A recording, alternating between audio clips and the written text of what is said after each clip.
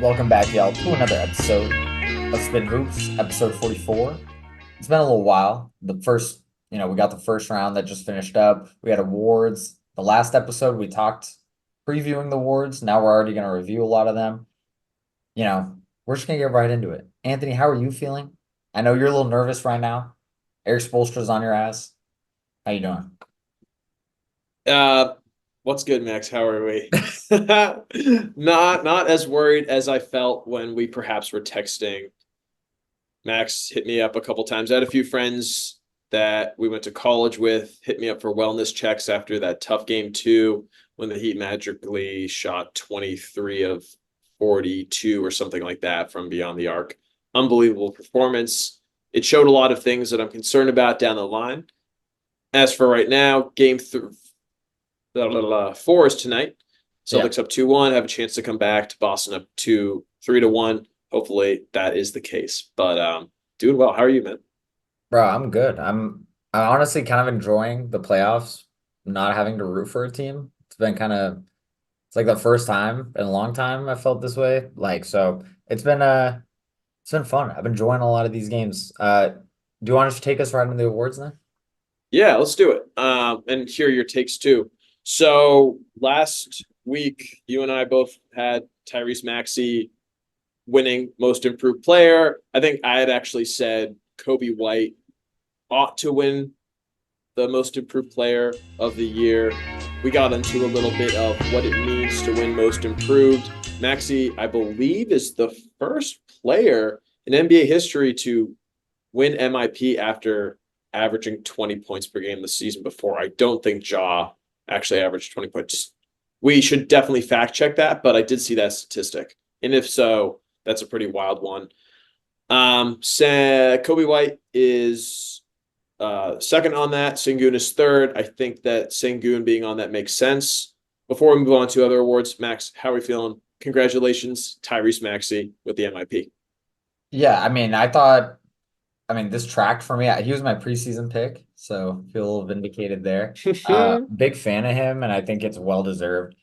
Obviously, I think Kobe White also like deserved it, and it's like pretty reflected in the voting. But in general, the jump Maxi made to me was pretty aggressive too, where he's like the third guy on a team that's like pretty good. And you saw flashes of it last year, but like he's better than James Harden now, you know? And last year, James Harden was the second guy on the same team that they were on, right? Also tough to say that now that Harden's putting off a playoff performance like he is now, but we'll get into that later.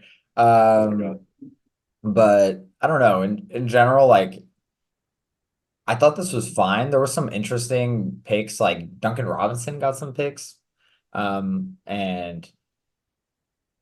I don't know. I just at some point, like I think there's a level of influence like a player needs to play to also get some of these picks, or to get some of these votes, you know. And SGA, he got a third place vote. That's pretty rough for me because SGA to me was already a top 10 player. It just shows how much better he got. I mean, yeah, but did, did he Dude, get that Brunson much? too. Did he Brunson get got that a much? lot of But Brunson okay, was like Brunson's gotten a lot better. I think the Brunson's gotten a mm, lot better. SGA, this tracked. This development. This is the same thing with Şengün too. This development tracked. Like I don't know. okay. Tyrese, to be fair, Tyrese attract a bit too. The thing I'm wondering though is when we're looking at most improved player, there seems to be a certain expectation that if a player is meant to take a step and they do it, then the prestige around them being involved in the most improved player kind of goes down, as opposed to if they're more of a surprise, they get extra bonus points. Which I'm wondering, isn't that kind of silly? Because It shouldn't is. your improvement come regardless of whether you expect it to do so or not? Um, that's the only thing I'm curious about in this. Yeah, of course. And then that's also where it gets subjective though, where it's like, okay, I think SGA jumped 6 slots in the Mm-hmm. overall player rankings. Uh, that's a lot less than guys like Jalen Williams, Şengün, Maxey, and Kobe White. But as a big believer in Şengün, like I don't know. I not only did it track Şengün is a unique situation for me because not only did it track, like we saw it, but Maxi is Hmm. also the same situation there. So I guess I have to play devil's advocate with myself, but I don't know. Well, I wonder if there's ever going to be a guy that wins MVP and MIP in the same year. I mean, Like it's fully possible. comes so out of, oh yeah, this guy was a 15th overall player in the league last year. He was an all-star reserve and then jumps into immediate best player conversations or something, has a good playoff run, so he's kind of primed for it, like makes it to the second round. I don't know who this guy is. Maybe like an Anthony Edwards. Could he be a guy like that where right now he was Well, thought of D as Rose, D Rose won D MVP, Rose? fourth in MIP. Oh. And if he jumped 5 points a game, honestly, if the same situation repeated, he would win MIP. Today in today's NBA. Like in today's NBA, if he went from just being like a casual all-star to being the MVP, because he beat LeBron in the voting. Like I know there's a lot of like revisionist history there that Mm-hmm. says LeBron should have won it. But like at the time, I'm not gonna say it was unanimous, like it wasn't, but It was pretty clear. it's pretty clear. I'm pretty sure he got all first place votes except for eight or something like that. Wow. And I actually think Dwight Howard finished second in MVP voting that year. I could be wrong. I think that Um, clears. I think I could be mistaken there. I can actually just check right now. Well, Dwight Howard was definitely at least top three Yeah, that It was Dwight finished season. second. So Wow. this is what I'm saying. Like I think it's totally doable. Like if Ja came out next year and scored 32 a game, Mhm. Grizz are top three. Like that's just an example because that Ja and D Rose feel like they align in some ways, but Sure. yeah. Yeah. I Obviously, feel other like guys would have to not be impressive too. But you'd have to make a leap from I'm a guy who's an all-star to I am the best player in the NBA without a doubt. Or I'm in that echelon now. I feel like that's the only way you could win MVP and like that's the distinction that has to be made. maybe I just don't. If that's how it's gonna happen, I just don't really see it happening. I think we all know like the NBA Probably. Yeah. is too visible now. It's people don't come out of nowhere to being amazing like that. Like that doesn't like I don't know. The NBA is too smart. Mm-hmm. If you have a guy who has the potential to be the best player in the NBA outright, you will see it, or you'll already be trying to extract that potential. Right. I Like mean, yeah. Who if Clay knows? came out next year and led the Pistons the second seed in the East and was scoring 30 a game, like yeah, he could potentially win MVP, but even in that case, he wouldn't win MVP because he has no playoff pedigree. So Yeah. Yeah. That's you would need a guy who had some hype, was an all-star level player, and then took a team maybe to the second round, and then the next year was like number one seed. Here we go. I'm all up in your face. But like to your Trey, point, Trey Young, if Trey Young was the unequivocal best point guard in the NBA next season if he scored like 30, if he was like 32 a game and 11 assists a game on good and shooting splits. top two seed in the East, winning close games, like the kind of scorer who isn't putting up empty stats, becomes a slightly better defender. Like that's what you need to see, essentially. So we're saying this is probably never going to happen, but who knows? That's disrespectful. Ugh, tough. But yeah, anything else on MIP? I'm Oh, good. yeah, cool. MIP is an interesting award. Like looking through the history books of who's won it and who's not. Like it's a very interesting club. Um, Giannis. Giannis, yeah, that's who came to mind as well. There's been so many good ones and so many bad ones. Like, I don't know. Yeah, yeah. And then some who pan out to have great careers afterwards, and some who just had a great season, and then a couple more and then dipped off. So, Yeah, but 100%. I'm trying to think of like some good ones. Like, I guess the recently it's been pretty good now. Because what it was like Ja, Lori, Laurie was a great Maxey. one. Maxi. Who else? Did Montrezl Harrell win? No, he won six man. Um, But that might be a good transition. Julius Randle. Julius Randle. Oh, he I won think that's the MIP when last four. I think that's the last one. Maxi, Julius. Markin, and Ja Randall. Randall won it when he got to New York or when he was in New Year two, Orleans. yeah, year one in New York. That checks out because they made the playoffs, Yeah. or maybe they, yeah. But then I'm pretty Anyways, sure Goran Dragic won it one year. So yeah, was that the year he made the third team All NBA with the Suns? That might have been the year. yeah, like early, early like 2012. Yeah, 14. I have no idea.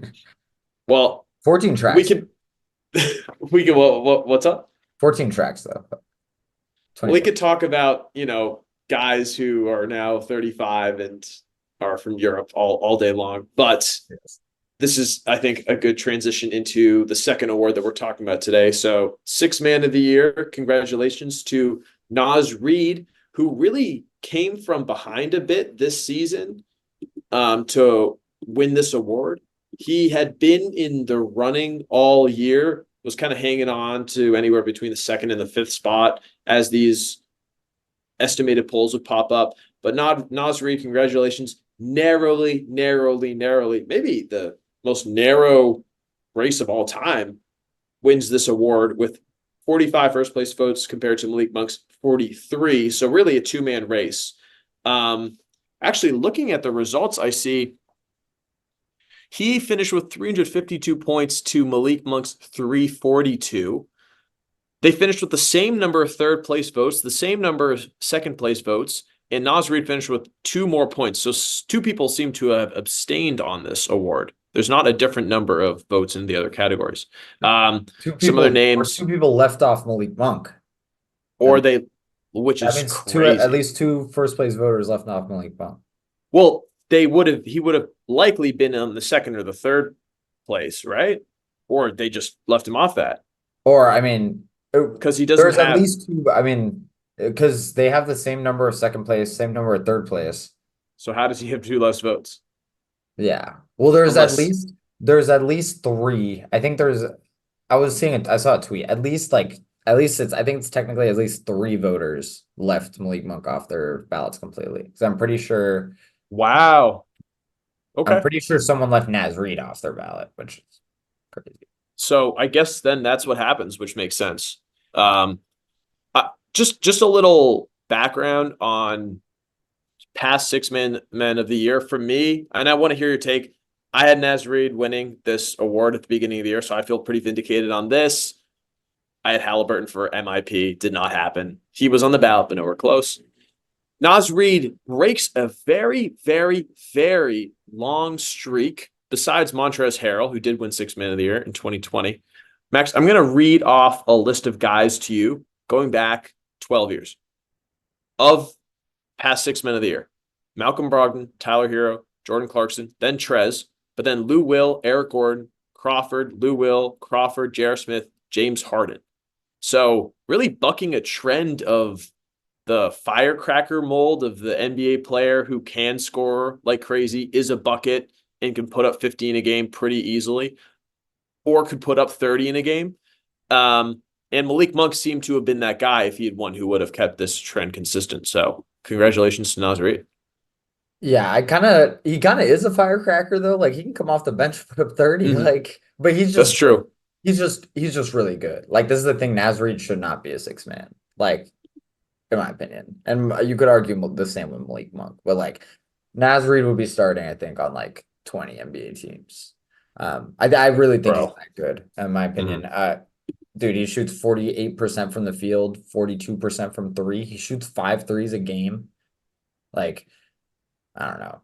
Offensively, he's also incredibly creative for a center, which is like really fascinating to watch. He can slash and he can like take the ball off the dribble sometimes.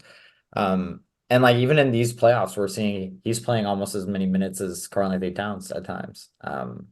So yeah, I think it's super well deserved. I think Malik Monk should have been second. But I think Naz Reid deserved it. Like I genuinely just think this season Naz Reid probably had played a bigger impact on the T-Wolves than Malik Monk did on Sacramento.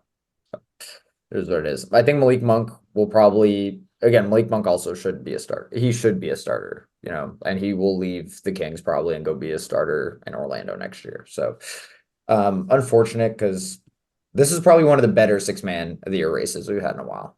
Mm-hmm. or the like just classes. You love Malik Monk to Orlando. I love it. I think it's such a great fit. Oh, sorry. Sorry. I don't want to forget this. Someone voted for Bojan Bogdan or Bogdanovic, the one who plays for the Knicks. Someone voted for Boyan. Yeah. Bojan, and as their third in the six man of the year voting. Bogdanovic started 30 games for the Pistons before he got traded to New York, played 30 games in New York off the bench, played like 18 minutes. I genuinely think that person meant to vote for the other Bogdanovic who plays for Atlanta, who finished fifth this year. Um, I I genuinely think that's what happened, which is insane. Like insane. Between this and like I guess the SGA votes are defendable, but this vote for Yeah. Bogdanovic is like pretty indefensible. SGA seems like a situation where somebody is trying to zag where everybody else is zigging a little bit. Yeah. And I think to your point, it is defensible. If it's not, if whatever reason why Bojan Bogdanovic was on six man of the year, it's not a good reason. If it wasn't the reason you just described, what else could it be? I literally don't know. I literally It, a Knicks reporter, maybe. Knicks reporter or person who was a closer NBA fan back in 2019 and went, oh, yeah, he averaged 20 a game for the Jazz and then put him on. It's bad. This year So he only scored like 15 a game this year, too. Like it wasn't even if you look at the totality of his year, including the time he started, he scored like 15 points a game. It's not like he he was that just good. he just didn't play a lot. Uh yeah, tough situation there. Don't like that. I I didn't see genuinely that. I genuinely hope the NBA looks into that. Sorry. I think that there should be a more rigorous whoever's doing these votes. I don't know if it's the same people that vote for MVP that vote for six man of the year, but I'm thinking of a very specific clip of a guy who watched Quentin Grimes play basketball and quoted him still playing on the Knicks months after he'd been traded. Yeah. And that guy's an MVP voter. And if that guy's involved in the six man or the MIP or the clutch player of the year, like it, I'm pretty sure it is. I'm pretty sure they all vote. So there you go. dude, I'm excited. I'm jumping ahead a little bit right now. I'm excited for the second round series. Let's presume that the Lakers are not the first team in NBA history to come back from a 3-0 lead. And we'll be watching Naz Reid play against the Nuggets. I think we see him play a lot more minutes. He averaged 18 and a half minutes in the first round series against the Suns. They just didn't really need him. Put up 9.5 points, put up only 2 boards, but he's going to be somebody that is going to be unbelievably helpful to throw I'm at pretty sure Jokic. game three he played more minutes than Towns though, or the same amount of minutes than Towns. Like they just didn't really they were just it was Gobert. Gobert played a ton of minutes this series, I feel like. Gobert killed it. Yeah, he was fantastic. Yeah. And we'll talk more about that for sure because we have thoughts on that. But next up on our awards, congratulations to Oklahoma City Thunder. Not much of a surprise for everyone. Made one of the biggest leaps coming in 10th place in the West last year to first overall seed. So Mark Dagnall, am I pronouncing that right? Max, you're French. You I tell me. think so. Is, Dagnall? is it French? Sounds like it. Dagnall.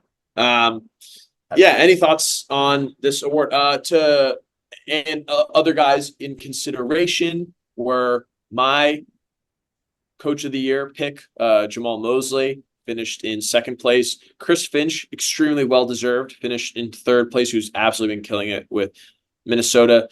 Missoula, Tom Thibodeau, wrap it up with people that got substantial votes. So that was your top five. How are you feeling about this? Any strong takeaways for Mark Dagnall? I'm pretty sure in the last pod I said Mosley should have won it, and I do still feel that way, but this is fine. Like I did kind of see it coming. I mean, I think pretty sure I had the Thunder second in the West when we were doing our preseason rankings, something like that, top three. But that doesn't take away the fact that 2 years in a row this team has had 17 game win improvements. Two years ago they won 20 games, right? So like I don't know. He's well deserved. Like you couldn't really go wrong. I also thought Chris Finch was a good shout. So was Joe Maz, like you said. Like I don't know. You know, Eric Spoelstra's never won a Coach of the Year. Well, it's about overperforming your expectations. If we all expect that you're a good coach, I don't know. Yeah, Because coaches are never going to get credit for a team getting a ton better. coaches they won't get as much. Yeah, they're Yeah. not factored into the development of But I mean, the if the team. Heat won 65 games next year, he'd win coach of the year. Oh my lord, they throw him a parade. Yeah, as you Sheesh. should. That's kind Yeah, of crazy though, still. yeah. So Dwayne Casey won it and then got fired. that's the thing about this award. Some of these awards, these are great awards to have, and those who win them, it's Sure. fantastic. It's sort of why it's been a little bit harder to use these awards as history makers or breakers, unless you know you're comparing two people that are relatively similar. Say, oh, well, this guy won the award. Let's give it to him.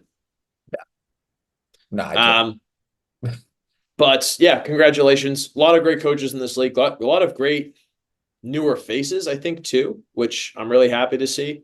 There's also still a lot of really bad coaches, so hopefully this just continues to improve the quality of coaches as we go along. Um, any other thoughts before we move on to our clutch player of the year? Nah, let's get the clutch player of the year with my boy Steph Steph, taking it home. They tried to give it to happy DeMar DeRozan. they tried. They tried, couldn't They were happen. close. They No, were sir. close, but yeah, Steph and DeRozan, the only two guys who were even remotely close in this, followed up by Shea, Jokic, Brunson, Luca, Kyrie, and Jason Tatum didn't play that clutch in my mind, but won a singular first place vote. I don't know who voted for Jason Tatum. Um, but yeah, how are we Definitely Bill feeling? Simmons. Yeah, it might have been Bill Simmons, dude. Ryan Russillo. Um, how are we feeling, Max? Congratulations to somebody on your team winning an award. I mean, it's like pretty well deserved. I thought it should have been him or DeRozan for sure. I just think I think the Warriors played 50 clutch games this year. And like although our record was 50-50, Steph like shot 50-50-50-90 in clutch scenarios this year. It's like it I know our record says we're 20, I think we were 24 and 24 in clutch games, but if we didn't have Steph, we would have been like 0 and 48. Like that would be so pretty well deserved. I thought DeRozan, I don't know. I thought this order was pretty fair. Jokic getting fourth, I think was super valid. Um, yeah, I didn't think voters were gonna give him that much respect. That was cool. Yeah. It's a cool award. It's the second year of this award's existence. Yeah. Um, so now we have De'Aaron Fox and Steph Curry. I don't really have too much to take away from this award. I just think it's a cool one. There'll be a few more awards announced coming up. I believe the Executive of the Year is coming up, so I'll be curious to see who's involved in that. We have the Jack Twyman Teammate of the Year award and then the Hustle award. So a couple new ones. They're cool. I'm a fan of them, but nothing You too. already know Josh Hart's gonna win the hustle one. Oh, bro. Yeah, I don't even know who's in the final three for that, but I We can didn't even imagine talk there. about it in the preview. Dude, I'm pissed. Let's just do this again. We have to start. Um, any other things on awards? All right. No, I'm good. Well, You want to get into the series? The series that let's we didn't get a chance to preview, but we're now reviewing. now we get to talk about all the series.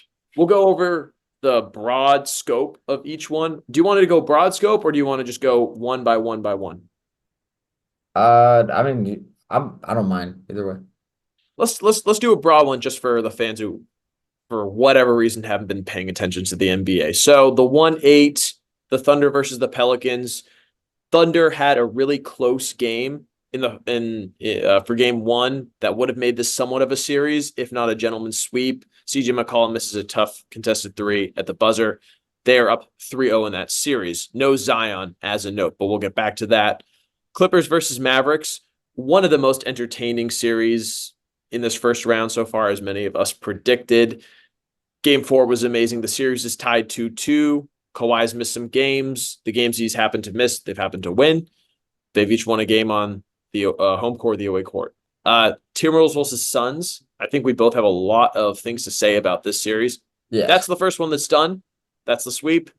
Suns, you are the first team in Cancun. Congratulations. One And Cancun on 3. Cancun on 3. Winners work. They're gonna be doing push-ups in the airport. Winners Yeah, exactly. Better than going to Galveston, Texas, dude. Can you imagine that water? Shout out Charles. Shout out to Choms. And finally, to wrap up the West, Nuggets versus Lakers. The Lakers finally snap their streak of 11 straight L's to the Nuggets, down 3-1. Jamal Murray is questionable or game time decision with quad injury, leg injury, calf injury. So who knows how it'll impact this series? It's probably over no matter what, but something to keep an eye on. Do you just want to get into the do you just want to get into the West and then we could do the big picture? Let's do West first. All right, bet. Let's just start with Nuggets Lakers if you want. Let's do it. This has been an ugly series for the Lakers, frankly. This really reminds me of like do you remember when KD was out and the Warriors and the Trailblazers played in that Western Conference Finals and the Trailblazers got the lead in every game, but the Warriors were just the better team and would find a way to pull it out. Like that's how the first three games of the series felt. I know, obviously game 4, Lakers, great game. Anthony Davis plays great, but it feels like there's a gap. The only way that the Lakers win games is if they play really well and the Nuggets play badly. Every other way, yeah. Like the Lakers will win. Any other game, the Nuggets will win. If the Nuggets play okay and the Lakers play well, the Nuggets will win a close game. If the Lakers play okay and the Nuggets play badly, the Nuggets will win. This series has felt like Groundhog's Day. Just watching the same thing over and over and over, where for the most part, these two teams, they're pretty close together throughout the entire series. The Lakers have been leading this series for 3 times the minutes that the Nuggets have. It's like 130 something to 40 something minute comparison, but it's in that fourth quarter. It's in that last 6 minutes when all the balls start bouncing to the Nuggets and all of those tough momentum shifting shots are hit by the Nuggets. None better encapsulated by Jamal Murray's amazing game 2 buzzer beater over AD. They didn't even play well all game that game, honestly. No. And they still pulled it out. Like Jamal Murray had a horrendous game. 6 minutes, played 6 minutes of good basketball and they won the game. I don't even think he's averaging 40% from the field this series. It hasn't felt it like that's the thing. It hasn't felt like he isn't. It feels like he's shooting 50% from the field. Well, that's the thing. And because he hits the shots that count. Yeah. Bad series from Reeves and D'Lo. Like bad. And you need one of those guys to be like scoring 22 a game on efficient shooting to have a chance in the series too. Like AD, LeBron, they've showed up. Like honestly, LeBron has looked like the best player in the series, like across both teams at times, frankly. But I don't know. No third guy on the Lakers. You got Taurean Prince playing like the most minutes off the bench on the team. It's just like I don't know. You made the comparison between the Blazers and the Warriors, and this was really the case for the Warriors, even without KD, was that no matter what happened, you kind of had a feeling that they were always going to come back, no matter what it was. Yeah. It was exactly that feeling of inevitability. And you're up by 20 at the beginning of the third quarter. That feels like it's a 5-point game or it's a tie game almost. And now if the Warriors, or in this case, the Nuggets, have a 5 to 10 point lead, that feels like something that you can't really come back from anymore. And with the Lakers, because their play is so inconsistent, Rui, D'Lo, Austin Reeves, the game where 4 Lakers scored 20 or more points was the game that they won. And so when not only during the series, but within games themselves, it looks like the Lakers go from this team that's scoring via fast break, playing great defense, moving well in transition, and their guys are hitting threes, all of a sudden things happen. The game stops flowing as well for them, and they start playing poorly. The Nuggets play at this very consistent cadence. It's almost like the horse and the tortoise, or whatever that old fable is, right? Where the hare kind of runs ahead, and the Nuggets are like, all right, we'll catch up. And that's just what keeps happening. And so the law of averages is going to give it to the better team. So just thorough spanking right now of the Lakers. Yeah, they look incredible. And yeah, that feeling of inevitability. Yeah, it is actually like you can literally feel it. You can literally feel it when you're watching the games. Like you can feel it. You can feel the players knowing. Like Mm-hmm. you can see it on the and just like I don't know. The last time I ever felt that way was with those Warriors, frankly. Um, Yeah. so it's pretty incredible. Little shout out to Michael Porter Jr. Obviously, like his brother got kicked out of the NBA for life, and he had some stuff with his other brother who was facing like jail time, right? Really difficult personal situation, but like he's responded like pretty amazingly. I mean, 54% from the field, 44% from three, 22 and 10. He's 25 years old. It's just like fantastic. Like honestly, incredibly impressive. Last year, Aaron Gordon was like clearly their third best player, I felt like. In this series, Michael Porter Jr. might he might be their second best player right now. And Aaron Gordon has only gotten better. And So, it's just Michael Porter Jr. just playing that well right now. yeah. Yeah. He's shooting the ball really, really well Yeah. right And now. he's dangerous. Like since he's so tall, he can get the shot up over anyone. So you have to do all your work before he has the ball, right? And then the moment he has the ball, he's shooting it. So it's like he really reminds me of like an evolutionary Klay Thompson, frankly. Like, Mm-hmm. I was gonna um, say Ray Allen. yeah, just like the moment I got the ball, I'm going up, like Yeah. boom. Like Michael Porter Jr. is not dribbling the ball, like ever. So No intention. He had 4 assists in a game earlier this series. pretty good Very impressive. for him. Yeah. It's like his version of a triple double. Yeah, literally. Um, anything else on Nuggets and Lakers? No, anything for you? Just keeping an eye on Jamal Murray. That's the one thing, is because if the Nuggets do sputter, and again, they do have other shot makers, KCP and Reggie Jackson and Christian Brown. That's where their, kind of guard depth gets a little questionable. So that's one thing I'll be curious to see what happens. If you're the Nuggets, you want to wrap this shit up now. Do not let the Lakers hang around. Not that the Lakers can even win. Just don't risk it. I would honestly rest Jamal Murray. Like Sheesh. You think that the Nuggets, I mean, the Nuggets can afford it, but do they want that could extend the series? yeah, now I mean you're playing with fire, but I wouldn't do that. if he's playing at 80%, or even if he's playing at like 85%, I'd rather just rest him. Mm.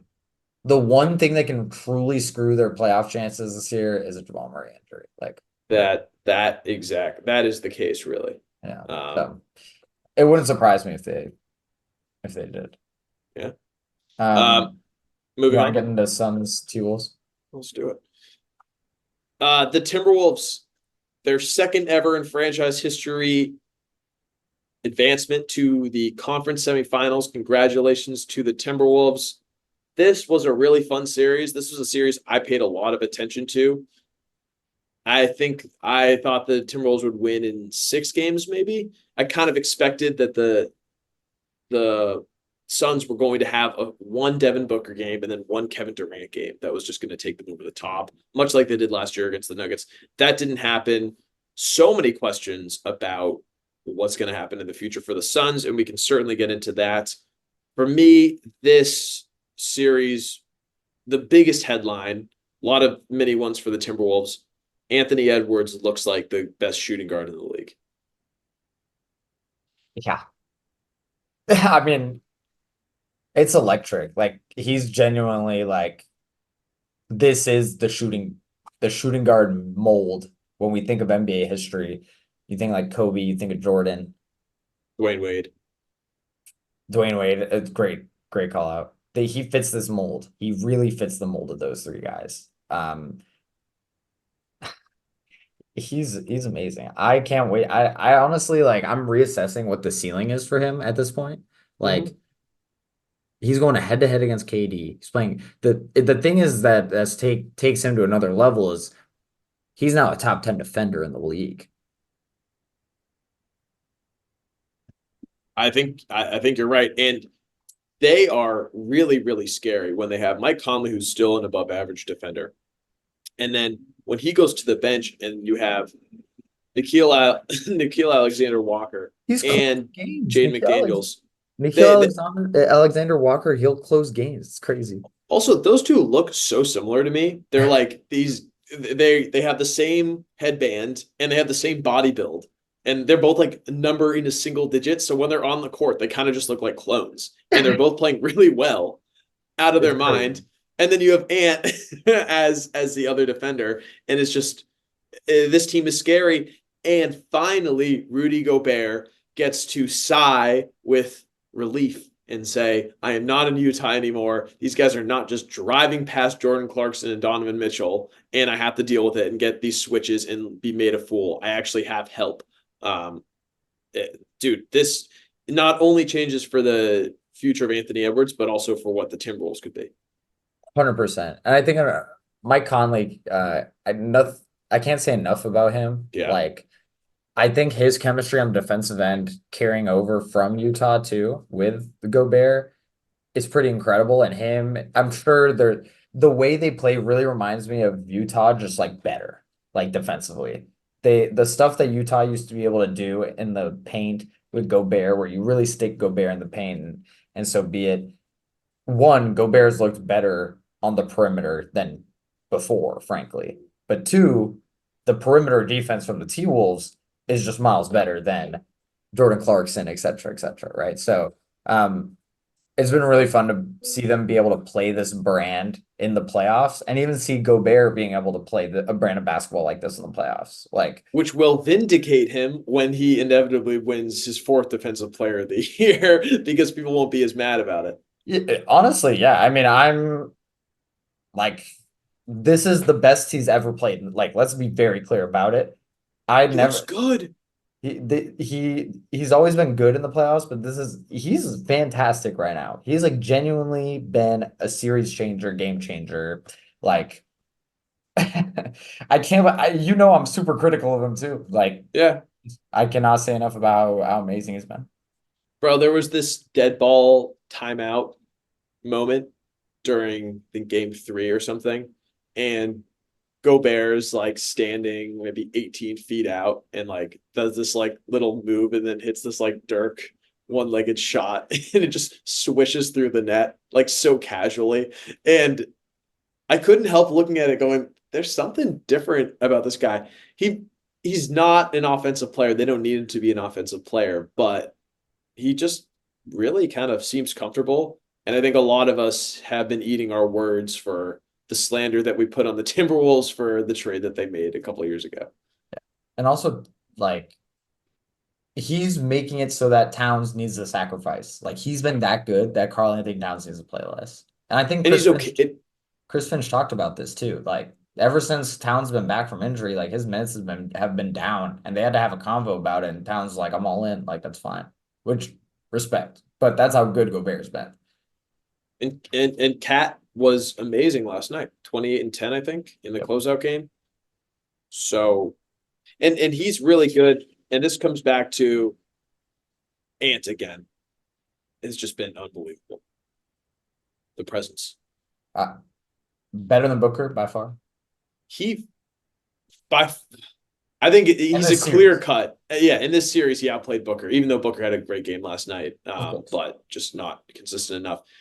That is actually something that is different too. We talk about team inevitability, where the Warriors or the Nuggets or the Cavs in the Eastern Conference for many years, where no matter what, it just felt like this guy was going to come back, come back, come back.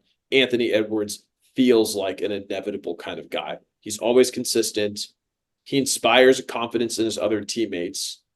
And he's a dog in a way that when Jimmy Butler, for example, was in Minnesota, that style of dog didn't really work with Cat, right? It kind of like brought out a worse version of him, or at least they just couldn't win. Anthony Edwards seems like he's on top of it. Did you see that post game interview where he was talking about Cat fouling? Yeah. Or did you see the one about talking about like, oh, they benched Eubanks? He was like, Yeah, when they were talking to Towns. Yeah. yeah. And Towns is like, yeah, we don't need to worry about that. Yeah, I But don't know. I think also Towns has probably developed a lot. He was a young guy when mhm, Jimmy was there. I'm sure he learned from that experience because once Jimmy left, they lost for a long time. And like he saw Jimmy have success. And now when you finally surround him again with a guy like Ant, I think Cat's probably responded to that better. Um, and even the way like Patrick Beverly talks about him on the podcast, like mhm, Towns feels like Towns has a lot of respect around the league, given how much hate he gets from us fans, frankly. mhm. So it feels like maybe there's something there and that Ant's like really tapped into that. Um, yeah, Ant Ant is like vaulting my top 10 player. He's top 10 player for me right now, first of all. But he's like vaulting all these lists. Yeah, he's looking like it. Yeah. Um, Is he better than Unreal. KD? Yeah, is he better than KD? He outplayed KD. So Nice little cop out answer. not going to get into that last night. I want to bring up a stat though, real quick. So this is from NBA University. The T Wolves rebounded 48% of their own misses last night. This is the fifth highest offensive rebound percentage of the last 25 of the 2,500 games played this season. So just a testament to where they are, what they are, and we'll talk about the upcoming playoff matchups in a bit. I am so excited to watch this one between the Timberwolves and presumptively the Nuggets. 100%. 100%. It's gonna be electric. The matchup's really good. Like the height. Jokic, I mean, dude, Naz Reid, Towns, and Gobert. That's gonna be tough to deal with. And it's like, even if Jamal Murray's healthy, like, how's Jamal Murray gonna score? Like, I don't know. A lot of pressure on Aaron Gordon and MPJ in that series, though. Yeah. They will be able to score and they will need to score in that series. And they'll have to avoid foul trouble too. Yeah, they will. That's a great point. And they're gonna have to rebound. They're gonna have to rebound against Towns, Yeah. Gobert, Naz Reid. Yeah. And these guys that are 6'5" on the wing Yeah. who And can defend them. yeah. Is Ant just cooking? Is Ant just getting a switch into MPJ each time down? Yeah. And what if Murray's still hurt? Yeah. A lot of questions. Damn, This, this is gonna be fun. This is genuinely because this is probably the toughest matchup for the Nuggets in the West. yeah. These teams are, this feels like this. I don't know if it's too early for me to say this. This feels like the conference finals. Oh, I don't know. I just think there's a matchup. There's a matchup thing for me. I think the Thunder are really like the Thunder could fully beat the T-Wolves, I think. I think the Timberwolves would beat the Thunder. I But think it'd be like I think there's like a, I don't know. I think the T-Wolves would be like minus 120 and the Thunder would be like plus 155. sure, it'd be close. It'd be way closer than the Suns. Yeah. Well, Because I mean, yeah. I mean, I think it would just be like pretty, like, I don't know. They would be by chance, honestly. Thunder have looked amazing. I guess we'll get to yeah, that. let's do Thunder real quick.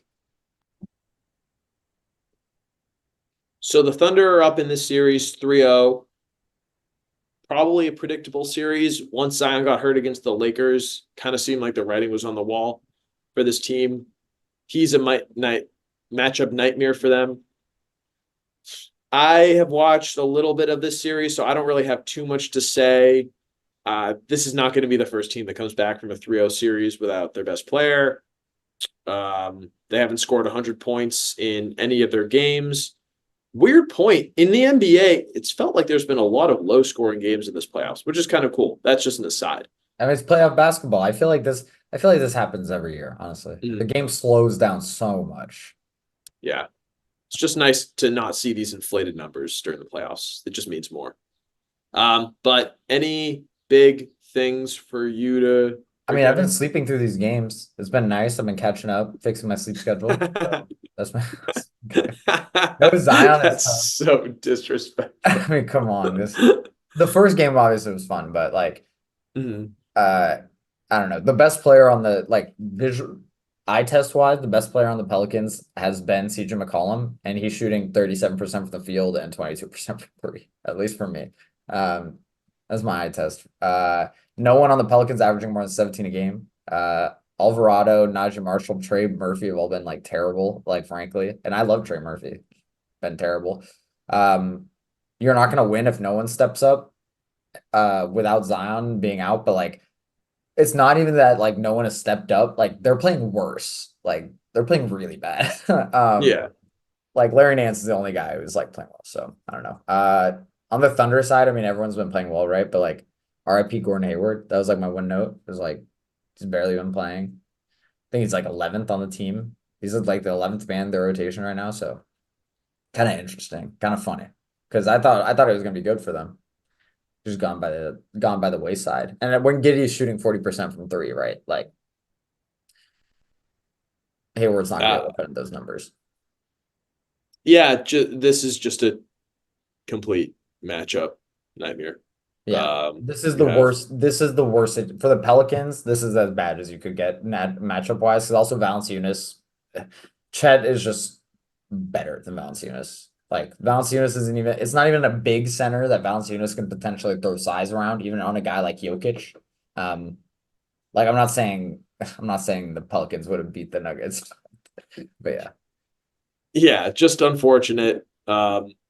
I don't really have too much else to add to this, but SGA has been great. Jalen Williams has been great in his first playoff matchup. Chet's been awesome, putting up very similar numbers to the regular season. I think it's a great tune-up for them because they're going to be in a dogfight in the next round. So whatever happens here, good for them.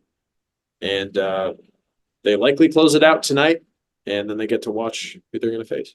I have a fun thought about like Brandon Ingram would be a great fit on the Thunder, low key, but like Brandon Ingram for Josh Giddey, if you just swap those slots. He had such an opportunity to step up in this Yeah, he's series. been he's been terrible, but the divorce needs to happen. I actually think Brandon Ingram is like still fine, but this is a bad situation. He's a mid-range scorer on a team that wants to play like one in, four out basketball, right? So it's like, and he's not a major creator. Like he needs someone else to be creating, even though he needs the ball sometimes. It's tough. And I feel like on a team like the Thunder that runs their team through three guys, like BI can be a great auxiliary piece who scores like 18 a game. Hmm. That's not a bad take. I'm gonna follow that up with something in a sec. I have no more takes about this, but you know We what? All right. I'm gonna zag for a sec on Brandon Ingram. What's his contract this year or next year? I have no idea actually. Usually I do know. One second. So while Max looks this up, the reason why this came to mind is because there's been a lot of talk, and we'll talk more about this too in the Eastern Conference part of this. But with the Magic, one of their big things is they don't have a wing that can put up points. And Max has been talking about Malik Monk for a while. Fits with their contract. They have a lot of cap space. They have like $36 million in cap space this year. And depending on guys who they want to trade or picks that they can make, they can either make trades or sign free agents. There was one guy who I thought was a little bit ridiculous, was Bradley Beal. You have a ton of money. You can offset a lot of that with Joe Ingles, who you're paying for 11 million next year if you want the numbers to work. Why not get rid of a really crappy Bradley Beal and have him come over to the Magic for some instant offense? But if not him, how about Brandon Ingram? Well, Beal has a no trade clause, so Beal has no trade clause. Never mind. How about Brandon Ingram? he's not going. Yeah, he's not gonna voluntarily go to Orlando. Like he's going to LA if he goes anywhere. Right. Ingram, I like the idea. It's just Ingram feels redundant with Franz. Like Ingram's not a great three-point shooter at this stage of his career, frankly, which is pretty disappointing. If he could have, like this year, he shot 35% from three. Last year, he shot Hmm. 39% from three. Hmm. 2 years ago, he shot 31% from three. Like it's not consistent enough to the point where he's like a great long-range scorer. He's only taking three threes a game too. So it feels really redundant with Franz to me. I would want more of a 3-point scorer. That's something I think that Orlando's been missing. And we'll get to them later. Actually, in this series, they're shooting pretty well from deep. But They've turned it that's around. what? They've turned it around for sure. Yeah. But Orlando. in general, like I don't know if Jalen Suggs is shooting 40% from three, 24/7. Like Not consistently. They're young though, but that's kind of why I like the idea of him going to like Thunder or something. And but the thing is, like, I mm, do want to give Brandon Ingram his flowers. If I think he's okay, he's expiring this year, from what I can tell. Yeah, he's expiring. He's in the last year of a 5-year contract, 5-year max contract. So he might hit free agency. So maybe he does go. Maybe he does go to Orlando. Um, I like the idea of him going to Philly. That's another one. mm, we'll have plenty of offseason time to talk about this. Yeah. I'm excited. Um. Thoughts on Clippers Mavs? Yeah. Wait. Let's get to Clippers Mavs. Let's get I'm or anything else on New Orleans? No, the Clippers Mavs is the best. This is the best series in the West by This far. series, this has been an amazing series. 100%. No Kawhi, the Clippers win. And then yes, Kawhi, the Mavericks win. Luka's having a terrible series. James Harden looks like the second coming of Jesus Christ, and it's 2-2. And he looks like the second coming of James Harden. No, James Harden shooting 50% from the field and 50% from three. It's yeah, honestly, it's a better coming of James Harden. Yeah, past James Harden would, if that was the case, past James Harden would have just kept shooting. Like that's the thing. Old James Harden would have started. He's like, well, I'm shooting 50% from the field. I'm just gonna go for 50 every day. But I don't know. This iteration's been super efficient. And it's well timed and he's under control. And for the Clippers, very impressive to be missing your best player, to blow a 31-point lead, to be then losing, and to come back and win that game with clutch baskets from Paul George and James Harden, who have both been skewered at times for their playoff performances. Very, very gutsy win. Paul George and Harden have been incredibly clutch too. Like they've been skewered for being like not only bad in playoffs, but just like not clutch. Mm-hmm. Like Harden specifically. I mean, I've never seen him this clutch. Like let's see if they continue this. I mean, Harden last year had two outstanding games that he single-handedly won against the Celtics, right? But this is 4 straight games of very good Harden. Um, I don't know. Clippers also switch so much. I'm kind of surprised Luka's not cooking them. He's shooting like 35% from the field. Like, I don't know. It feels like Luka should be able to match up punt Zubats every time down the field or every time down the court. So, who wins it in how many games? I got Mavs in 6, but Mm. I just there's a super efficient Luka outburst. Just Coming that's inevitable here. That regression. yeah, he'll single-handedly win them at least one game, and then like we'll see what happens with Kawhi, but I don't think he's coming back.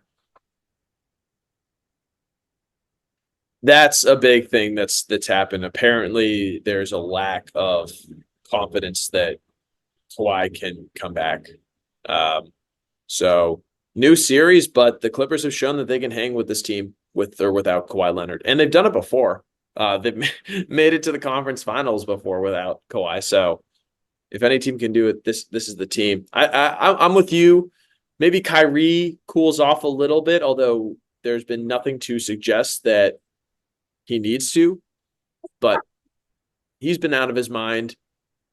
That layup, dude, that he hit a couple nights ago was unreal, or last night rather was unreal, dude. Do you see that where he drove and then he's being draped by 3 guys, triple clutches it and lofts it into the rim? Absolutely unbelievable. So I think Mavs win this in 7. I mean, I hope we get a game 7. Yeah, please. Please. Give us one game 7 NBA. It'd be electric. It'd be electric. We'll get Scott Foster on the horn for whoever's down 3-2. Call him in. The extender. Do you want me to take the big picture for the East? Do you have anything else you want to say in the West or on that series? Just we are in for a fantastic second round of the Western Conference Oh my playoffs. God. One of the best I think I can remember. Because you're gonna get Thunder versus Clippers or Thunder versus Mavericks, Yeah, heavyweight matchup. You're gonna yeah, get Nuggets versus T-Wolves, which is like arguably the Western Conference Finals for yeah. like you said. In Um, my perspective. yeah, but it's funny that that's the heavyweight matchup, and on the other side, you're either gonna have a team that has Kawhi, James Harden, and Paul George versus the Thunder, or a team with Luca and Kyrie against the Thunder. So Dude, it's just gonna be it's gonna be so sick. it's gonna be Uh, absurd. Yeah. we will move now to the Eastern Conference, where I guess some of the names aren't as big. The injuries are a lot more frequent in this one, but in summation, we have the 1-8 matchup, Celtics Heat. Celtics are up 2-1 in some interesting games for sure. Pretty typical expected series we'll get into in a second. Cavs Magic. Cavs win the first two games at home. Magic respond with their own two games at home. That series is now tied 2-2. The 3-6 matchup, the Bucks and the Pacers. Some great individual performances from some of those Bucks players. Chris Middleton had a fantastic game. Dame's had some great games. And with all that being said, the injuries have been really tough to overcome and perhaps other factors with the coaching. But I think for the most part, those injuries. Indiana is leading this series 3-1 and is on the cusp of making their first conference semifinals in about a decade since Paul George. Since Mhm. Paul George. And last but not least, in a very entertaining series, the Knicks and the Sixers, Jalen Brunson with an absolutely unbelievable game last night, 47-10 to push the Sixers to the brink of Cancun. So 1-8 Celtics Heat. Max, how are we feeling? I mean, you gotta tell me how you're feeling. I mean, this is just a classic Heat culture series to me. Like they lose two games by 20, and then the other game they look just absolutely inevitable, even though they don't have Jimmy Butler. Uh, I don't know. I don't know. They're gonna roll the dice, and if they can win game four, this is now officially a series. So Yeah. Man, this is tricky. My gut, my gut. I don't trust my gut at all with the Celtics. I can probably be the least objective person with this team. Yeah, they've won. They're both of their games that they've won have been by 20, and then the game that is close, at least with 3 minutes left, close, they lose. Unsurprising, frustrating, unfortunate. It reminds me of when they played the Hawks last year in the first round, and the Hawks took them to 6 games. Is just in clutch moments, the Celtics falter, and it's troubling. Unbelievable coaching by Eric Spoelstra in that game too, where their zone just confused the hell out of the Celtics. They didn't know how to get their offense going. People just shot poorly, and then the Heat responded by just bombing threes. Um, it just doesn't always work out that way, which is why the talent will likely overcome the strategy in this series, especially with two of your top 3 or 4 players. So this is just a mismatch of a series, but definitely a dogfight nonetheless. yeah, this like game four tonight to me is gonna like this is a big Tatum night. Like if Tatum can drop 40, they're gonna win the game. Like, and I know that's like putting it way too simply, but if Tatum can come out, be a secure player, score pretty efficiently, even if Drew's bad like he's been, and even if Porzingis still struggles a little bit as he's struggled a little bit, like you can overcome that given the talent gap. But if you get a Jason Tatum stinker tonight, it's gonna be rough to win. It's gonna be hard to win. I mean, yeah, yes, and no. I mean, he's had a bit of a tough shooting performance. So does he need to drop 35 for them to win? Maybe not necessarily. It kind of all depends on how it works. But I think you're right. I mean, this is something that I've also felt for a while is we go however far Jason Tatum goes. It does not matter about the ancillary pieces. Of course, you need Kristaps and Drew to show up. Of course, you need D White to keep playing the way he does and Jalen Brown to keep playing. Um, but you're right. I mean, the barometer of this team really starts and stops with their star player. Let's think about the guys who were the teams that we're really hot on right now. The Thunder, the Timberwolves, the Knicks, the Nuggets, all teams that we feel like relatively sturdy when it comes to the clutch. let's think about all their best players. Shea, right there in the clutch player of the year. Jokic, right there. Anthony Edwards, now vaulting himself into top 10 conversation. Jalen Brunson vaulting himself into top 10 conversation. Guys who are consistent at the end of these close games. So I think you're right. If not the letter of the law that he needs to drop 40, the spirit where he needs to dominate this game. Yeah, yeah, drop 40 is also excessive. Right. Like Sure. if he has 13 tonight, it's gonna be tough. Like obviously Right. if Derek White and Drew have 30, like yeah, Right. Right. like situationally sure. But he needs to like lead pretty heavily here. Tyler Hero is shooting 42% from three and 38% from the field. He's made 4 shots from inside the arc this series. Yeah, that's a big shout out to that game too. But Unbelievable stat. yeah, that's crazy. Any other big takes from the Celtics heat? I don't have too much on them right now. No, I assume if the Celtics lose tonight, we will have more takes. Like, yeah. Yeah, Um, absolutely. Nikola Jovic also playing nice. He was in the G League for like the first 3 months of the season, and he replaced Jimmy Butler in the starting lineup, and he's scoring like 15 and 7 or something. So that's just another shout out. Yeah, yeah, he'll be good. I'm kind of surprised. They're good at getting players. Also, Hawkes has had moments where he's looked just really in control in this. So I think this is also a great moment for him as a Heat rookie to figure some stuff out. Yeah, 100%. Like this series will go a long way for him. Yeah, absolutely. Um, as we move into the other Florida team, the Magic have been able to rally from down 2-0, kind of looking dead in the water. Their offense completely anemic, couldn't hit shots, almost having to rely completely on Paolo for those 2 first games. And here they've returned, scoring over 110 points and blowing the Cavs out and really reversing the script. Max, this is a really interesting series that a lot of Twitter folks were calling a Timu series, but it's a very enticing one because it's so close, yet it's really been one team or the other. How do you Yeah. feel about this one? I mean, this is like the series now starts. I don't want to take too much out of the first 4 games, even though there's a lot to take from it. Like, but this is, each team got their home games.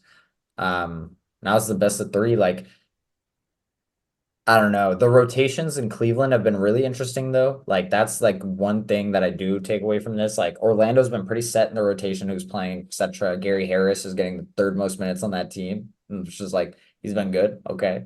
But like Sam Merrill is like going from like 5 minutes to 20 minutes to 5 minutes to 20 minutes. And that always just concerns me, like when I see stuff like that. But I mean, overall, the big shift for me is like Orlando keeps attacking like Mobley off the dribble, like in isolation situations, which is like it's like not in theory what you like to do. But when you have Paolo and Franz, like there's just such good finishers around the rim. They can try to attack that and it removes the potential of Mobley being like a help defending just menace 24/7. And honestly, Mobley's kind of struggled defending them, frankly. As much as I like him, and I think he's one of the better defense players in the league, like yeah. They got a lot of size, and Wendell Carter can shoot it, and Jonathan Isaac can shoot it. This is a tough matchup for the Cavs. It's a bit like the Knicks last year, where you had your size and then you had great guard defensive play. Just have way more energy than the Cavs too. Mhm. Like they, Younger, yeah. yeah. But this will be fun. My prediction, and Max, want to hear yours. I had the Magic winning this in 6. I like your take a lot about these first 4 games. Kind of felt like figure it out kind of games where it's like, all right, what are we really doing here? The Cavs are a team that's second year back in the playoffs. Magic team, this iteration's first every year. So we're like, okay, what are we doing? I think the Magic will close this out actually in the next 2 games. Watch me immediately be wrong and then lose 2 straight, but that's my take. I think we get a game 7, and I want the Magic to win, but I think if we get a game 7, I kind of tend towards the Cavs. But these Mm. last 2 games, like the Magic have just really been dominant these last 2 games. Like, it would not surprise me if the Magic just again, like it feels like Cleveland's starting to freak out about the rotations. It kind of feels like the Magic have figured something out here, and it would not surprise me if they just won the next two. So I guess I'm kind of giving you a cop out answer, but yeah. That's the NBA, man. Unpredictable as hell. Yeah. But I think I'll tend towards Caps and seven. Cavs and Fortunately, 7. I All would right. like to like biased. I would like to see the Magic win, just because it'd be fun. Well, Orlando Magic. yeah, play the song. That's hilarious. That's fantastic. Um, on the other side of the Eastern bracket, we have the 3 seed Bucks down 1-3 against the 6 seeded Pacers. In my mind, the series has really been about health. That being said, giving some shout outs, Pascal Siakam has been amazing. He has been absolutely unbelievable. Halliburton has been able to win in spite of his continued regression from all NBA first team level good to, fringe all-star level good. So maybe this will figure it out. This has been a fun and honestly, probably the most fun game that these playoffs have produced was that overtime game. If anybody gets the chance, go back and watch. It was game 3. And it went to OT and players hitting clutch shots all over the place. Super fun. Max, how are we feeling about the series? Uh, this is this is series has not gone at all in the way I've expected it, like across the board. Like it's been unpredictable. I've been incredibly impressed by the Pacers, impressed by Miles Turner, who has been amazing. Him and Siakam are carrying the Pacers. When I think of the Pacers, I think of their speed, their perimeter scoring, etc. I don't think about how their front court is just absolutely going to dominate Defensive Player of the Year nominee Brooke Lopez and Bobby Portis for the first 4 games of the series. Like, honestly, super impressive to me. Um, I'm pretty disappointed by the Bucks. I really think they should be winning the series. Like honestly, like it go well going into this since we didn't do a podcast previewing this. Going into the series, I would have predicted them to win in 6 without Giannis. So I've been pretty disappointed. I thought game 1, I was feeling vindicated. Oh yeah, see Dame's nice. Like we got like the Bucks got this. And obviously Dame missing game 4, tough as well. Like if they win that, it's 2-2, and maybe I feel some differently.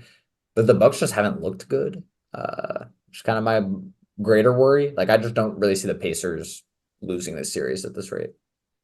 Well, not anymore. And who knows if Giannis Yeah, comes back or not. of course. Even if it had been Like, 2-2 though, it kind of felt like the Pacers had turned a corner. yeah, well, the momentum is completely on their side. I think if Giannis isn't, that's the thing though. They just don't have a top 3 player in the world on their team. So that completely eliminates Siakam dominating and Turner dominating to the extent that they're doing it. And obviously Dame being hurt. So Yeah, this is but just a tough, Brooke yeah, Lopez is like Brooke Lopez and Bobby Portis are no slouches, and Bobby Portis has been god awful. Like he's been put in the yeah. blender this series. And again, like people last year were telling us that Defensive Player of the Year should have been Brooke Lopez, bro. And like we knew that he shouldn't be, but He's 35. Like there's nothing that is that surprising about this. If anything, I'm honestly a bit impressed that this mash or hodgepodge rotation with Malik Beasley, Patrick Beverly, Pat Connaughton, all these guys came back from down damn near 30 points and forced OT. So this series could easily be 2-2. Mhm. Um, the best game of the entire playoffs, in my opinion, least interesting series because whoever wins this series now faces likely the Knicks. So which will be fun to get into. But anything else for you on the Bucks here and the Pacers? No, but I'm really excited. If the Pacers Knicks hypothetical series, it'll probably happen, obviously, but that'll Mm-hmm. be really fun. Patrick Beverly has also played the third most minutes for the Bucks in this series. So Says a lot about what's going on. yeah, And like him. yeah, it's nuts. He can go full time to his podcast in a few more days. He's been good. He's been good. This is the thing. Like, I don't want to roast him too hard. He's shooting like 50% from three, 50% from the field. Like, don't get me wrong, he's been good. But like, if you're in a situation where Pat Bev can play the third most minutes on your team, you're probably fucked. You are cooked. Yeah. Like Milwaukee. he's an amazing role player, but he's a role player, not a top three leading guy on your team at this stage of his career, frankly. I hear the beaches of Lake Michigan are absolutely beautiful this year. Oh, you think he's staying in Milwaukee? I think that whole team is doing one, two, three, whatever closest beach is on that lake as possible. No, he's taking it, dude. Pat Bev is taking a flight out to New York to do some Barstool content. Oh my Lord. Absolutely. That was a good. Um, Speaking of New York, great transition. Go New York, go New York, go. Go New York, go Come New on. York, go. Um, this has been a crazy good series with a 3-1 series lead, so hasn't quite reflected, how competitive this has been. Three really, really close games. Honestly, all four games have been really, really close. With the last scores being a little bit um just deceiving based on the last couple of minutes. But quickly, just want to bring up game two, unbelievable. Sixers all but have this game in the bag, about to go back to Philly, tied 1-1. And the Knicks pull off the impossible with a Jalen Brunson wild three. One of the biggest bugaboos for the Sixers in the series has been a lack of the ability to offensive for rebounds, and the Knicks just consistently, with a combination of their bigs and their guards, getting these offensive boards, second chance points, and that has been the difference in my mind for why they're up 3-1. Max, how are we feeling about all this that's going on?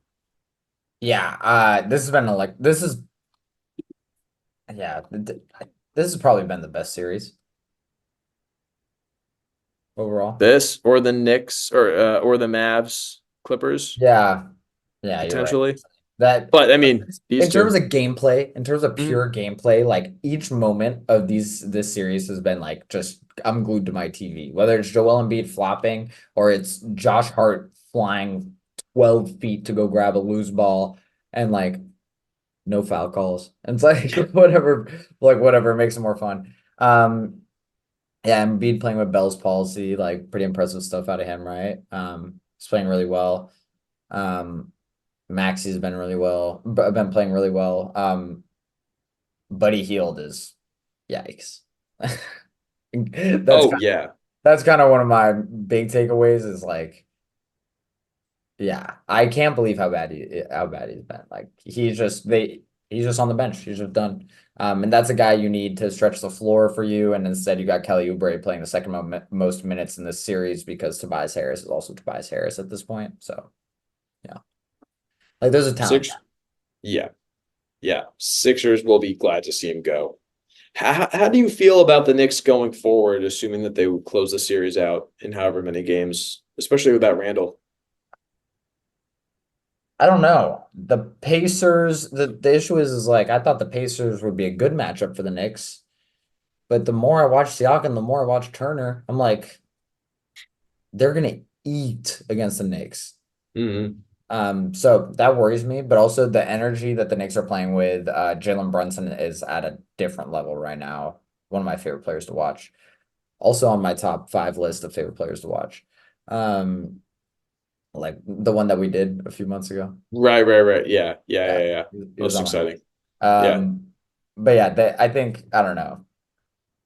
This Knicks team feels like it makes sense. They've got a six-man deep rotation, and they can throw in Mitch or Bogdanovich or Precious to take up minutes elsewhere as they need. Miles McBride has been incredible. That was the thing about trading Emmanuel quickly. You could replace Emmanuel quickly with a guy like Miles McBride, same mold of player, and he's been amazing. Shooting 52% from three. Yeah. Yeah, the depth that the Knicks have, just consistently churning out players that are gonna play 52 minutes a night, non-OT games for Tom Thibodeau. Yeah, and I'm curious to see like if you're doing it in a series with the Pacers, now does Tibbs make that adjustment and start playing Mitch a ton? Mm, Because dude. Mitch has been like the eighth, ninth top minutes getter on the Knicks this series. Like he's not played that much. Well, he's been hurt too now. Um, like Didn't he this. miss? Oh, Didn't he miss he did miss one game. You're right. because I did Embiid? forget about that. I Um, know that the Knicks fans who watch this podcast are gonna want us to talk about that. just the Embiid lack of control that he's had hitting players. He's been bumping people around, but he's struggling too. Yeah. Honestly, I don't have anything super respectful to say about like the way Embiid's been playing. Like, it's been kind of embarrassing. Like, in soccer, if you flop too hard, the ref can give you a yellow card. Like, Mm-hmm. we're gonna need that because it's like to the point where it's like even if he gets fined after the fact, which they won't do, like, Yeah. yeah. And then because what the thing is, if you find him, he's gonna be like, "Oh, but look at all these other calls you missed." It's like they miss calls all the time. It's like I'd Mm-hmm. rather there be less calls than more. And then Embiid is literally doing stuff to the point that's like endangering other players. And like honestly, I'm kind of tired of it. Like I don't really want to talk about it. If Draymond did half the stuff that Embiid's done in this series, Draymond would have got kicked out of the league. Draymond. Well, we're not talking about guys that aren't in the playoffs right now, buddy. I'm just saying. I'm saying the stuff that the highlight reel that Embiid has gotten from this series is like of the flops is like the flops and putting other people in danger is like Mm, genuinely embarrassing to me. just That is why I don't. imagine if he put that energy into playing consistently, like winning time. Like he'd be a monster. I mean, he already is. It's like game one, you had 5 points, bro. 5 points in the fourth quarter. Sorry. It's like maybe A that's the lot issue. of a lot of these games he's played poorly in the fourth quarter. But he's been good. He's been 35, 9, and 5. Like I can't roast him too hard when he's shooting Yeah. 45% from the field. Like I'd like to see better efficiency. It is what it is. But like Mm-hmm. it yeah. I honestly that's the only reason that's the only thing I haven't liked from this series. I've loved how much the Sixers have fought. I've loved Tyrese Maxey watching him. Kelly Oubre has been great. So is Kyle Lowry. Like Kyle Lowry's just being Kyle Lowry this series, which is awesome. Yeah. And like Kyle Lowry has antics, but Joel Embiid's antics are genuinely difficult for me to watch. Like, Dude, yeah. Nah, that's a shame. I had the Sixers actually making to the conference finals, but the Knicks just look too good. okay, this also okay. Before since this is the last series, I'm just gonna throw this out there. If the Pacers beat the Knicks in round two, that it would be way too reminiscent of the Trae Young Eastern Conference Finals appearance. That is a really good comp. I see that. Yeah, like I don't know. Like Halliburton is great and all, but like unless he's scoring like 40 a game on the Knicks, okay, exaggeration, right? Unless he's scoring like 25 and 10, like it's gonna be Mm, tough for me to jump like where I'm at with him. Um, even if they do make the Eastern Conference Finals. Like there's a lot of injuries. I don't want to discredit anyone, but like the level of comp is not gonna be that high for the Pacers. sure. Right. Yeah. Yeah, I see that. And with Trey Young, they haven't made it back to anything meaningful. So And the Pacers are fine. Like the Pacers yeah, will get a chance to do that to like go back to a meaningful spot, but like yeah, yeah. Like I will yeah. not get fooled again. Actually, I wasn't fooled at the time, frankly, but Yeah, I think we all are watching just a very the fact that they even got two games out of that series in the Eastern Conference Finals against the Bucks was wild. Two wins away from making the NBA Finals. An absolutely fraudulent franchise. Bob Pettit is spinning in his grave somewhere. yeah. All right. Um, predictions across Uh the board, or should we save that for the next round? oh, I mean, we might as well give our predictions. We didn't give any, right? I got the Nuggets winning the chip, probably. I've been really impressed by them. I think it'll be Nuggets Celtics. I think the Nuggets will beat the T-Wolves in 7 games. And but yeah, that's the one thing is that I think this T-Wolves series is an impossibly difficult matchup for the Nuggets. Like I'm very curious to see the way this goes. Because if the T-Wolves win, frankly, the only team that can beat the Celtics in my eyes is the Nuggets in the whole playoffs. So yeah. I think that's a good take. Yeah. So Knicks. So just straight up, the Nuggets are an absolute matchup nightmare for the Celtics. In no simpler terms than the consistency point. Much like the Lakers, the Celtics just have this way of freezing up at the perfectly wrong times. Everybody in the crowd can feel it. They can feel it. Performance anxiety, lack of belief in oneself, we shouldn't be hereism, just collective inability to stick to the game plan, whatever the case may be. That compared to the Nuggets championship pedigree, the we know that we can do this, the we have faith in our best guy, and we also have faith in each other consistently. We know how to play as one cohesive unit. Uh, it makes me tough to think that the Celtics could even win a few games. So I wouldn't even say Nuggets in 7 right now. I would say Nuggets in 5. I don't know if I'd say The Nuggets. the For way that it's still looking. yeah, I mean, But to your point, I think the Celtics would beat the Timberwolves, but the Timberwolves will be harder to play than the Nuggets, or I will think be it's, harder to beat than the Nuggets will for them. So, I think it's um, fair. but yeah. And then in the other part of that Western Conference bracket, I think the Mavs pull it out, and that'll be a great series against the Thunder, man. Yeah, that's gonna be a lot. I mean, that's gonna be like the Shea Luca just heavyweight matchup because I think both supporting casts are pretty close to each other at this point. Like I think obviously the Thunder's one is better, right? Like they got J Yeah, Dub and Chet, right? But I don't know. Luca's gonna have a chance to make another Western Conference Finals, and from there you just got to get hot for a series, right? So who knows? But yeah, I got the Mavericks too. The Clippers can win this series. Like yeah. Oh they're yeah. playing incredibly. I just my thing is if this is the worst Luka's been in the playoffs that I've ever seen, and this is the Right. best that James Harden's ever been in the playoffs that I've ever seen, is that going to continue for a full 7 game stretch? Like I don't know. Yeah. Um, So probably not. who do you got for like Knicks Sixers and Bucks Pacers obviously, but after that.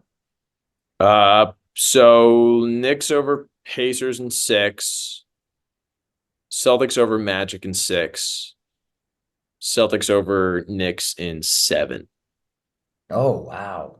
See, I think I would go Pacers over Knicks or Knicks over Pacers in 7.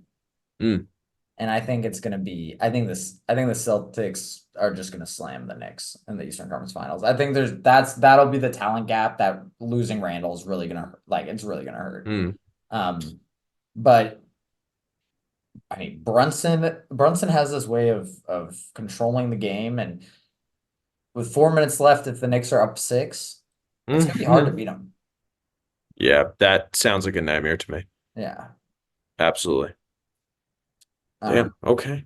NBA Finals So MVP prediction. I got Christian Brown. nice. I got Reggie Jackson. You got Man, DeAndre Jordan. yeah, I want Boogie. Boogie. I think NBA Finals MVP prediction. We're gonna be having some interesting conversations on the historical rankings for centers going forward. Oh yeah. I mean, we could already have those conversations, honestly. Um, Max, I want to toss a little quiz your way. I'm nervous. You told me this earlier. I'm kind of scared. I've been a little off my game lately. We'll see how you do. I think you'll do all right. Um, so in honor of the playoffs, what we're gonna do is throw some trivia knowledge Max's direction. Max, there are 21 players in NBA history who have averaged at least 25 points per game in the playoffs. 21 of them. Some are active, some are retired. All of the retired ones are Hall of Famers. All right. I'm ready. 25, at Um, least 20, 25.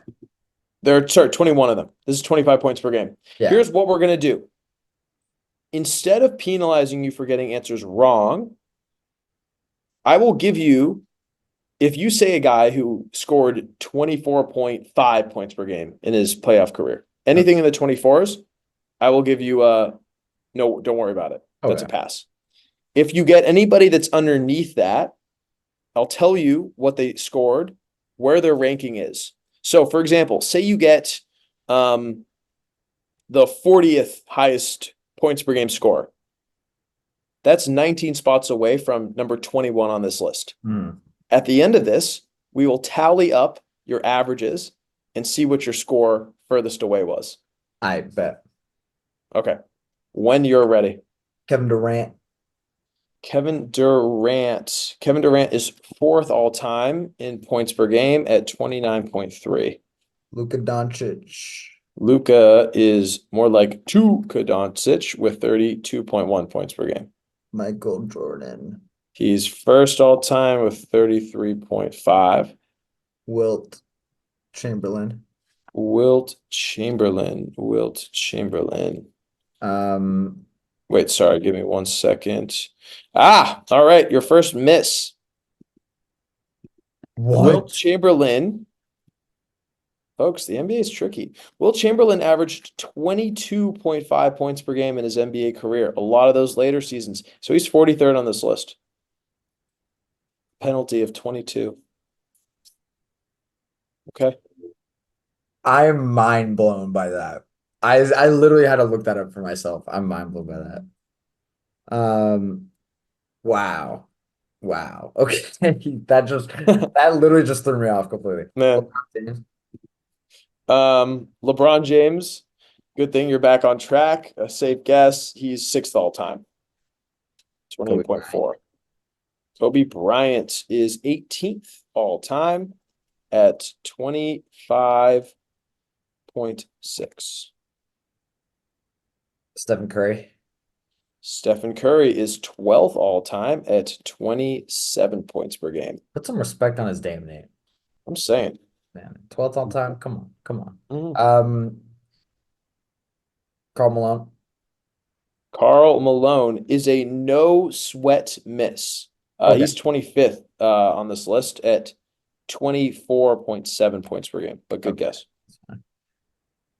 So I'm writing all these down just so I can track. Yeah. Shaq. Shaq is another weirdly no sweat miss. Okay. He is 29th all time. Averaged 24.3 points per game. 24.3? 24.3 points per game. Is that Yeah. is that in the no sweat miss? Are we doing is 24? Yeah, anything that's 24 is fine. Oh, okay. So you're good. That's a no sweat miss. 5. Shit, dude. This is hard. It is. Giannis. Giannis is 13th at 26.7 points per game. One behind Steph.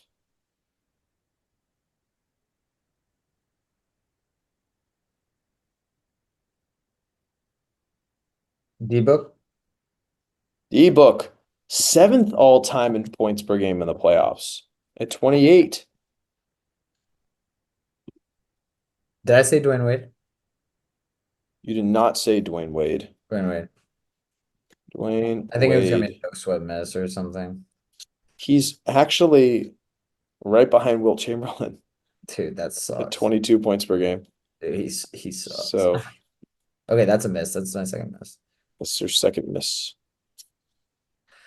So Okay, right now that's the thing with guys like D Wade, and what makes me worried about guessing a guy like Kawhi is that there was such long stretches in their career where right, they weren't scoring like 20 a game, like Kawhi, that early stretch. right. And yeah, and I just, this is not a hint, but I wouldn't worry about guessing Kawhi. That's why I'm not gonna guess Kawhi. Yeah. I do. Allen Iverson. There we go. Allen Iverson, third all time, That's what 29.7. I literally wrote down and circled on my little post. I was like third. Like who's that? Yeah. You Kareem. have the top Durant. Sorry. Kareem. Kareem. Kareem is weirdly a no sweat miss. 24.3. You're missing you have the top 7 except for number 5.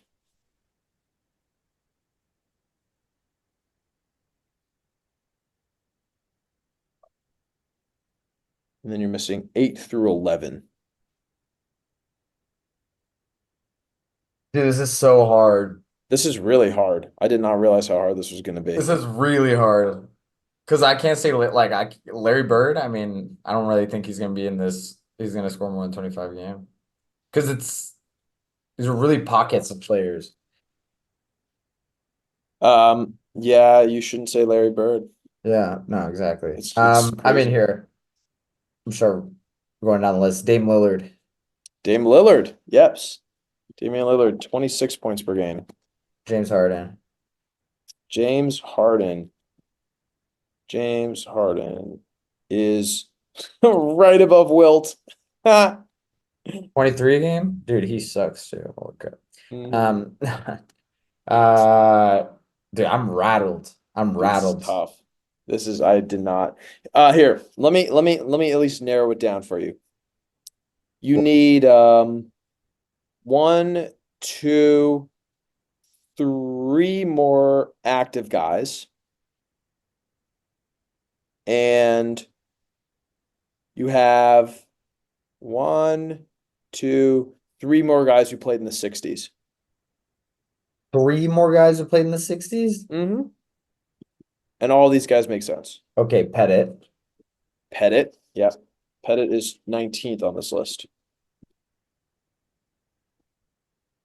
West, Robertson, Yeah.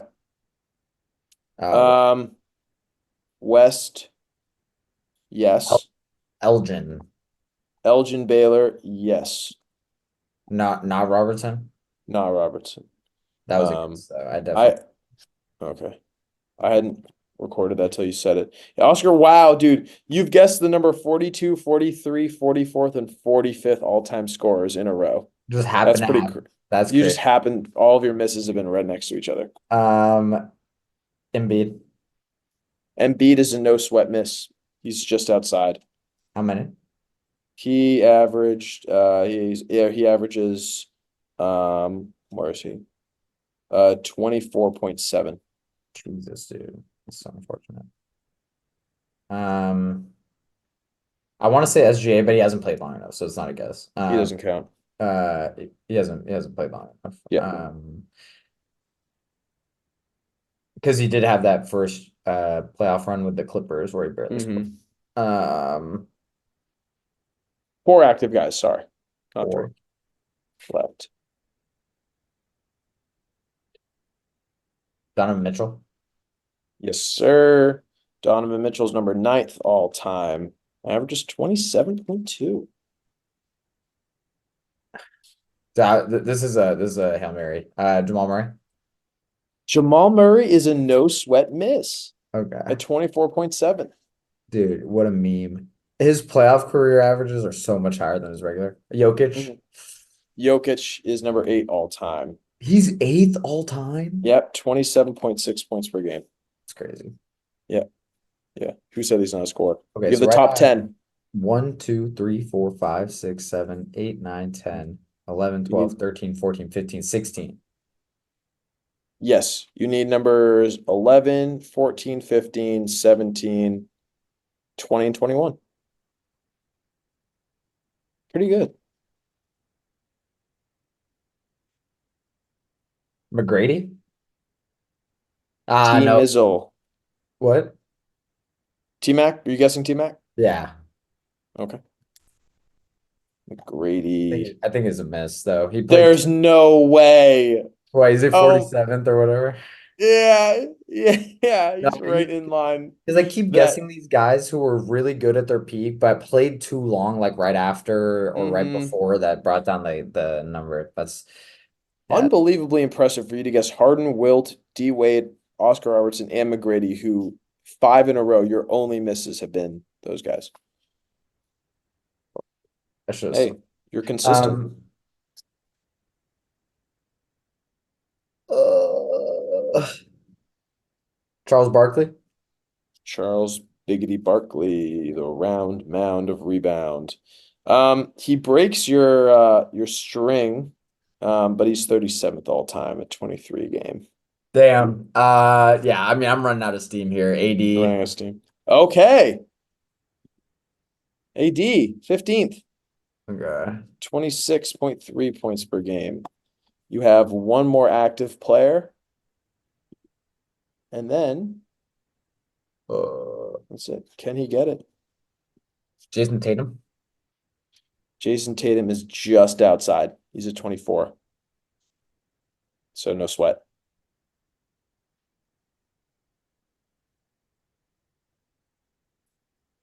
Ooh, it's some washed up freak, bro. No, you've referenced him before. You referenced him in this podcast actually, and he's not washed up. He's actually on the other side of being washed up.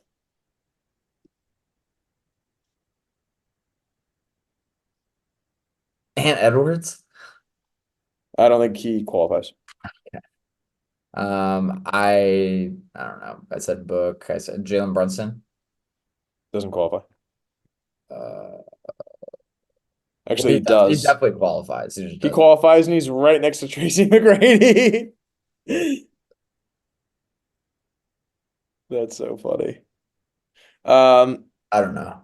all right. What's up? Jimmy Butler. No. Do you want me to give you the last Yeah, yeah. four? All right. Yes. So Put me you out of did my a good misery. job. Solid quiz effort. As Trey Young was the active guy. He's 14th at 26. Yeah, okay. I I feel like I was accurate in my guess that he was some washed up. Oh, okay. Washed up from the playoffs at least. Yeah, at least his average won't go down. And then the other three were guys that you would have gotten to eventually, but Hakeem, Dominique, and Dirk. I was hesitant about Dirk as the back end. Right. Yeah. Hakeem, I should have got. I was hesitant about him because he was just for so long. Yeah. Dominique, I definitely should have got. That But Dominique, I did not even think about. overall, very good. Some other guys that would have been just off. Embiid was just off. Rick Barry, Paul Ayers, and George Mikan. Shout out. Players and Warriors legend has his jersey retired in the stadium. Don't forget about him. All right. Damn, that's a really tough list because it's like Hakeem was just so good for so long, and then the moment he Right. stopped, he just stopped making the playoffs. Right. So like that's why it's tough because like I don't know, even like Carmelo Anthony just can't be on that list because he was on playoff teams or he was a role player. Mm-hmm. Yeah. Oh, dude. Oh, I forgot. You missed number 11, George Gervin. That was the only other guy.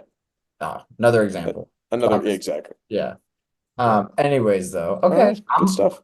I'm okay with it. I'm okay with it. Pretty good. Hey, folks, we know our history. Something We like know that. our history. Maybe not Um, after we know mine. our history pretty damn well. After I'd my say. performance, shit, I could have It's done better. impressive. Well, we'll keep getting after it as we spit more hoops. Max, any other final notes on the first round? No, I'm hyped. I'm hyped to see the game. Honestly, I'm literally just buzzing to see the games tonight. Like, not just The hyped. game, Buzzing. the games tonight will be fun. Likely some closeout games for a couple of teams. And then we'll be on to the second round where we will catch up with y'all. Y'all take it easy because for now, we'll be chilling here as always. Spittin' hoops. Peace out. Y'all be easy.